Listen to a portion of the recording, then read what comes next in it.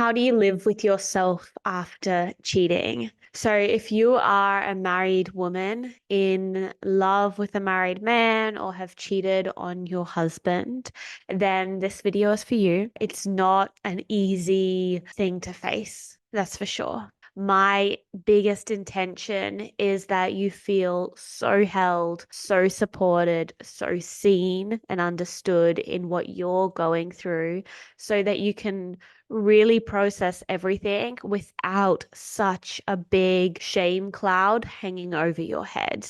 You two in this experience are going through a lot of pain. And when we look at this experience so black and white in regards to you've cheated, you're the bad person, then it really stops you from getting the support you need. And the reality is, you too need support. You too need holding. You too are facing pain, and that pain is valid. When we are the ones that have cheated, when you are the one that is going through being the person that has betrayed, then immediately we can come with this feeling of, well, then I shouldn't hurt.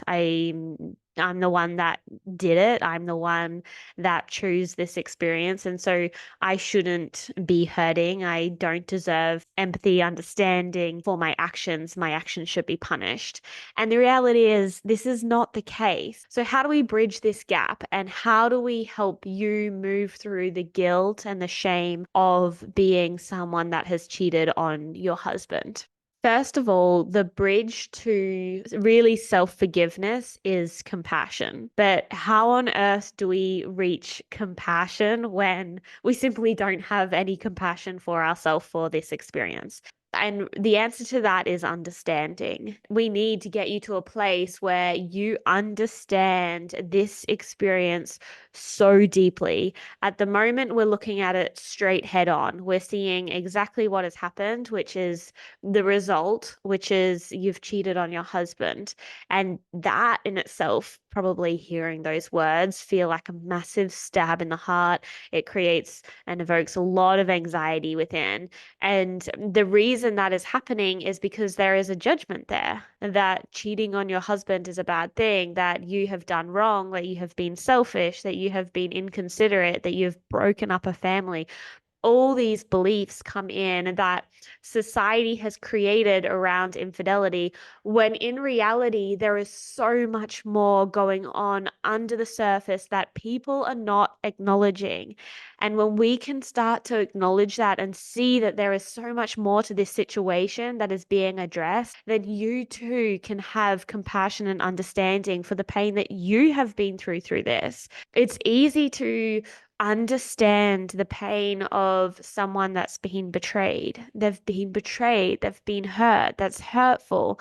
However, what about all of the stuff that you have gone through that has been unseen and that too is painful?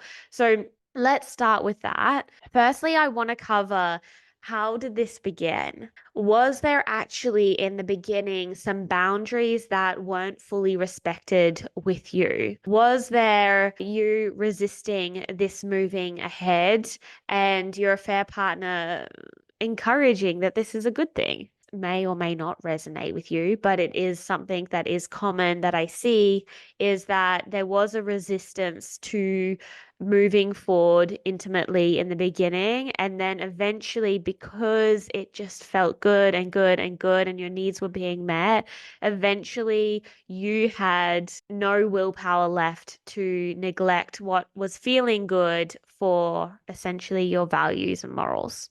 The other one is, did you generally see it going somewhere? Your marriage may have been unfulfilling, and when this person came along into your life, you felt so deeply connected and truly saw it going somewhere. And over time, maybe you are now questioning, is this worth going somewhere? Or maybe you're at a point of realizing, no, this relationship actually wouldn't go anywhere.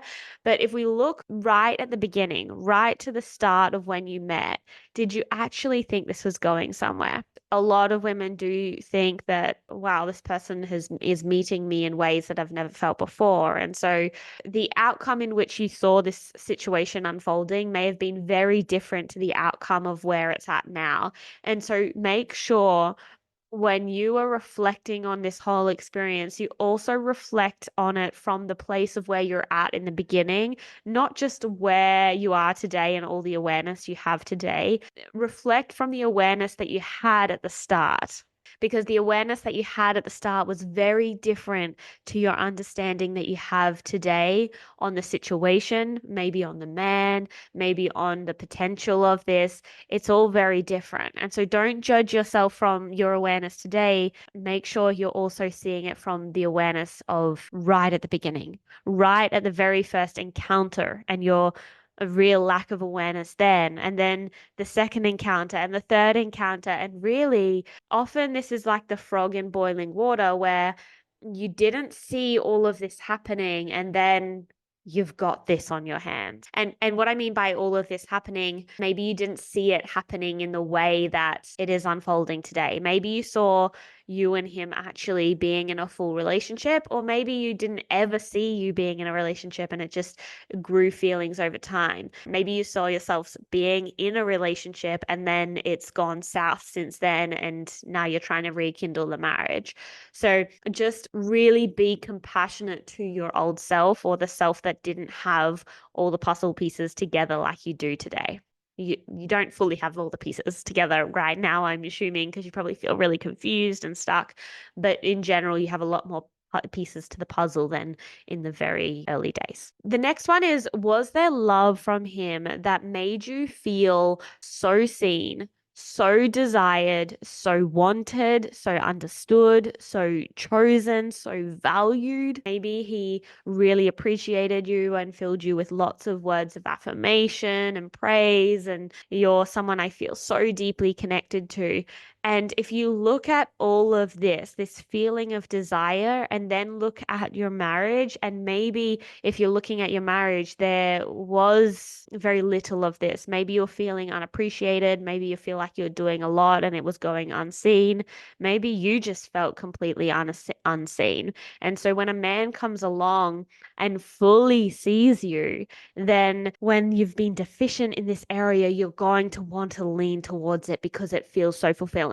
These are the survival needs. They feel safe. It feels safe to be seen, to be understood, to be validated, to be wanted, to be chosen, to be desired. All of these things, it makes you feel safe. It makes you feel protected. And when you're not getting that in the container of your primary relationship, you're going to want to lean toward where you are getting that met. Again, you will violate your morals and values in order to meet your primary survival needs first. So we must make sure that in the process of healing, your healing journey, we're ensuring that your primal needs are getting met in the most authentic, aligned, value-driven ways possible. The next one is, was there a part of your life that was going unseen, unvalued? Maybe you had an absence from people in your life. And as I say this, I reflect on in my life, I was very disconnected from noticing there was absence because I was just used to that. I just thought that that was normal. And yet I was doing things that I was just really craving being seen and understood and having deep connections. And so